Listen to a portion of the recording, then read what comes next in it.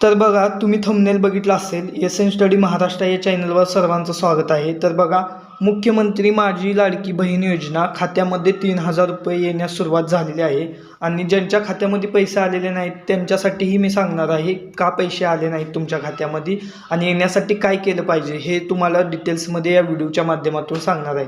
तर बघा, आजचा मेसेज बघा, अनेक महिलांच्या बँक खात्यात जमा मुख्यमंत्री माझी लाडकी बहीण योजनेत 3,000 रुपये जमा झाल्यांचा लाभार्थ्यांना मोबाईलवर मेसेज आला आहे। पैसे जमा झाल्याने महिलांमध्ये आनंदाचे वातावरण आहे। भाऊबीजेपूर्वी अनेक महिलांच्या खात्यात 3,000 रुपये जमा झाले आहेत। विदर्भ जिल्ह्यात योजनेत 2,02,304 महिलांचे अर्ज केले होते। यापैकी 1,97,989 अर्ज मंजूर केले आहेत।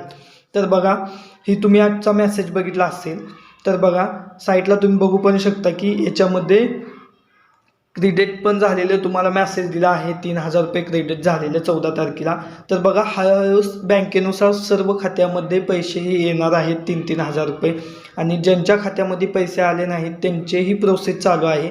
ज्यांचे फॉर्म सर्व्हर डाऊन होते त्याच्यामुळे बरेच गर्दी असल्यामुळे बऱ्याच जणांचे अजून फॉर्म भरायचे राहिले असेल आणि त्यांच्या खात्यामध्येही पैसे येणार आहेत। ज्यावेळेस त्यांनी फॉर्म भरतील त्याच्या नेक्स्ट मंथमध्ये त्यांचे पैसे त्यांच्या अकाउंटला येऊन जातील 3 हप्ते। बघा, याच्यामध्ये बघा, काही महिलांना असाही मेसेज आला आहे, मुख्यमंत्री माझी लाडकी बहीण योजनेअंतर्गत आपला अर्ज प्राप्त झाला आहे, परंतु आपले बँक खाते आपल्या आधारशी संलग्न नाही।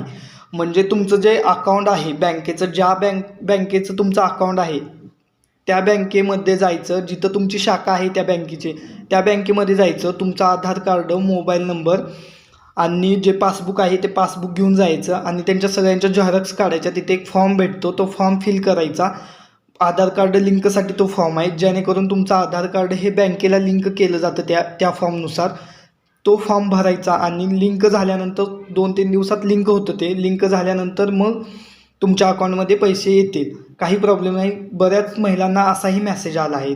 याच्यामध्ये बघा, कुणाला मेसेज आला नसेल तर बघा, ज्यांना मेसेज नाही आला त्यांच्यासाठी बघा, एखाद्या बँकेत सर्व्हर डाऊन असू शकतं त्याच्यामुळे तुम्हाला मेसेज आला नसेल। तुम्ही एकदा जाऊन बँकेमध्ये पण चेक करा की पैसे आलेत का नाहीत, त्याच्यानुसारही तुम्हाला समजेल। आणि जे पण नियम आणि अटी आहेत गव्हर्नमेंटच्या त्याच्यामध्ये तुम्ही बसत असाल, तुमचं त्या लिस्टमध्ये नाव असेल तरच तुमच्या अकाउंटला पैसे येतील। तुम्ही लिस्टही चेक करून घ्या, त्याच्यामध्ये नाव असेल तरच तुमच्या अकाउंटला पैसे येतील। तर बघा, तुम्हाला आजचा व्हिडिओ कसा वाटला, आवडला असेल तर नक्की आपल्या चॅनलला सबस्क्राईब करा अशाच नवनवीन योजनेसाठी आणि नवनवीन अपडेटसाठी। व्हिडिओ बघितल्याबद्दल थँक्यू।